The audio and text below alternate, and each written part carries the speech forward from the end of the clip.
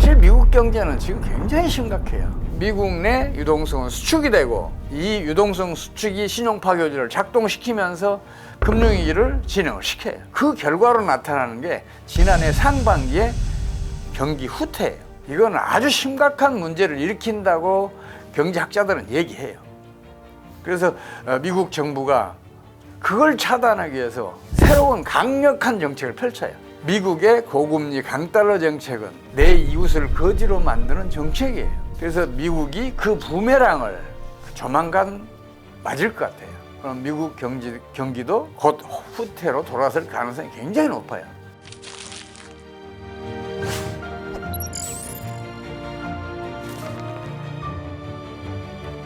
저는 21세기 경제학연구소 최용식 소장이고요. 제가 좀 못나서 경제학에서 박사학위 딴 것도 나이 70에 겨우 딴 사람입니다. 오늘 재미있는 얘기 여러분과 함께 나눠봤으면 좋겠습니다.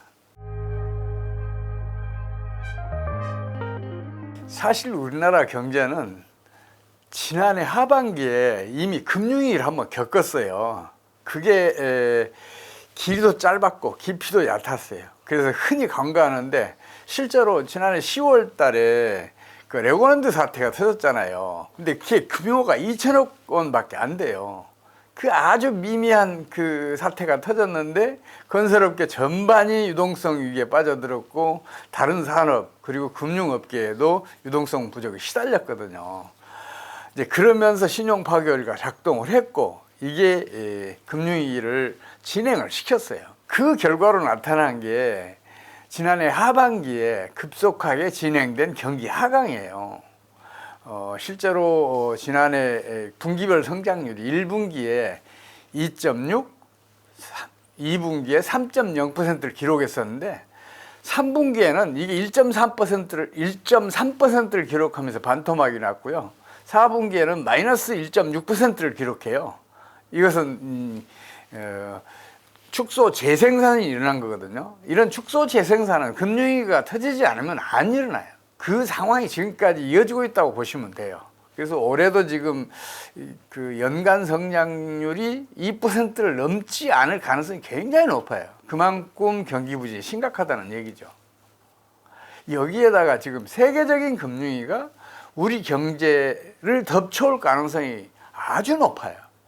만약에 세계적인 금융위기가 우리 경제에 덮쳐온다면 그렇지 않아도 심각한데 우리 경제는 더욱 심각한 상황으로 빠져들지 않을까 이렇게 걱정하고 있어요.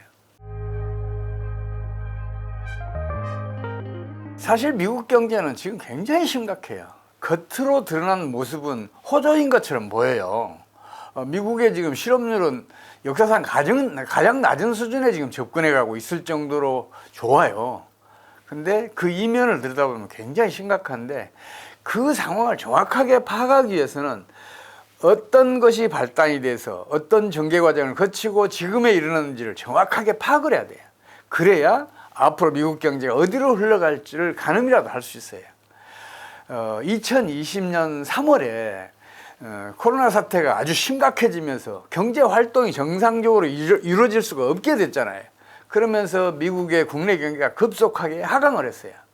이 경기 하강이라는 것은 악순환의 성질이 굉장히 강해요.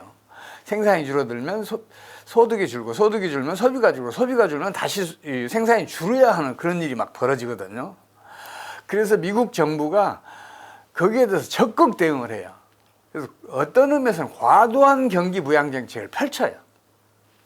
대표적인 것만 제가 몇 가지 말씀드리자면 본원 통화는 무려 52%를 증가를 시키고 그리고 재정 지출도 42%를 증가시켜요. 여기에다가 기준금리도 2.5%에서 0.25%까지 계속 낮춰갔어요. 그래서 2021년도 미국의 경제는 급속하게 상승을 해요. 무려 5.9% 성장을 해요. 이건 미국 경제의 잠재 성장률보다 거의 2배나 더 많은 그 성장률이에요. 이렇게 경기가 과열되면 필연적으로 그 부작용이 나타나요. 대표적으로 물가 불안, 그리고 또 하나는 국제수지 악화, 이 두 개가 나타나는데 소비자 물가 상승률은 지속적으로 올라서 지난해 상반기 말에는 무려 9.1%를 기록을 해요. 여기에다 경상수지 적자도 계속적으로 커져요. 2019년 GDP의 2.2%에서 2020년도에는 이게 2.9%로 커지고, 그리고 2021년도에는 이게 3.6%까지 증가를 해요. 여기에다 지난해에는 1,000억 달러가 추가로 증가를 해요. 문제는 이 경상수지 적자가 지나치게 과대해졌다는 거예요. 경상수지 적자가 커지면 그만큼의 달러가 해외시장으로 유출됐다는 걸 의미하잖아요. 달러가 해외시장에 유출되면 달러 가치는 당연히 하락할 거 아니에요. 실제로 달러는 약세를 보이기 시작해요. 그러니까 미국에 투자했던 국제금융자본들이 환차손을 입어요. 달러 가치가 약화되니까 환차손을 입을 거 아니에요.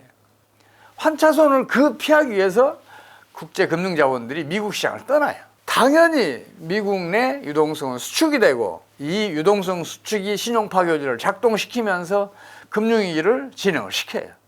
그 결과로 나타나는 게 지난해 상반기에 경기 후퇴예요. 1분기 성장률은 마이너스 1.6%였고 2분기 성장률은 마이너스 0.6%였어요. 이렇게 두 분기 이상 연속해서 마이너스 성장을 하게 되면 이건 아주 심각한 문제를 일으킨다고 경제학자들은 얘기해요. 그래서 미국 정부가 그걸 차단하기 위해서 새로운 강력한 정책을 펼쳐요.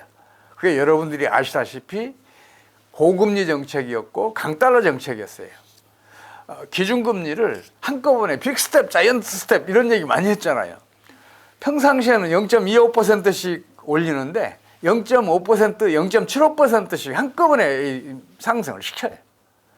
그러니까 다른 나라의 저축들이 이자율이 높은 미국 시장으로 빨려 들어갔어요. 그뿐만 아니라 그 많은 자금들이 미국으로 몰려드니까 달러가 강세를 보여요. 달러가 강세를 보이니까 다른 나라에 투자됐던 국제금융자본들이 환차익을 노리고 미국 시장으로 빨려 들어가기 시작했어요. 그러니까 미국 내 유동성 풍부해졌죠. 그래서 그동안에 신용 파괴 원리 작동으로 유동성이 수축되고 있었는데 이걸 역으로 신용 창조 원리로 바꿔내요. 그래서 신용 창조 원리가 작동을 하면서 유동성이 풍부해지니까 미국 경제는 지난해 하반기부터 급속하게 상승을 해요. 그리고 3분기 성장률은 3.0%, 4분기 성장률은 2.6%를 기록을 해요. 상반기에 연속 2분기 마이너스 성장을 하다가 이렇게 급속하게 경기가 상승을 한 거예요. 근데 문제는 뭐냐면 미국의 고금리 강달러 정책은 내 이웃을 거지로 만드는 정책이에요. 미국으로 국내 저축 빨려 들어간 나라, 그리고 국제금융자본을 미국에 빼앗긴 나라들은 어떻게 되겠어요? 유동성이 수축되면서 유동성 위기에 빠져들어요. 그래서 우리나라도 그 피해를 가장 크게 받은 나라 중에 하나예요.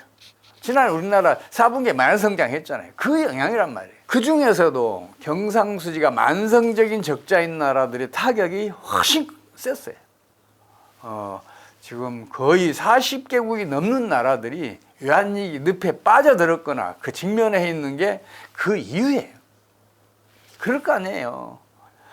만성적인 경상수지 적자인 나라들은 그동안 외채를 도입해서 그 적자를 보존해 왔는데 그게 어렵게 됐잖아요. 당연히 안보고는 고갈 직전에 이르게 되고 어떤 나라는 고갈되고 그러면서 외환위기가 터진 거죠. 다른 나라들이 이렇게 어려운 지경에 빠지면 미국 혼자 잘 나갈 수가 없어요. 그 영향을 받지 않을 수가 없어요. 이건 역사적인 경험이에요. 그래서 미국이 그 부메랑을 조만간 맞을 것 같아요. 그럼 미국 경기도 곧 후퇴로 돌아설 가능성이 굉장히 높아요. 이런 사례는 1980년대 초에 있었어요. 미국이 고금리 정책을 펼친 1980년, 81년도에는 다른 나라들 마이너스 성장할 때 플러스 성장을 해요. 근데 1981년도에는 다른 나라들이 플러스 성장으로 돌아섰을 때 미국이 마이너스 성장을 해요. 미국이 그런 부메랑을 맞을 게 거의 틀림없어요. 그렇게 되면 지금 그렇지 않아도 진행 중이던 금융위기가 수면 아래에서 수면 위로 올라와서 본격적으로 진행될 것 같아요. 그뿐만 아니라 미국이 다른 나라에서 끌어들일 다른 나라의 국내 저축, 다른 나라에 투자된 국제 금융 자본도 점점 말라가고 있어요.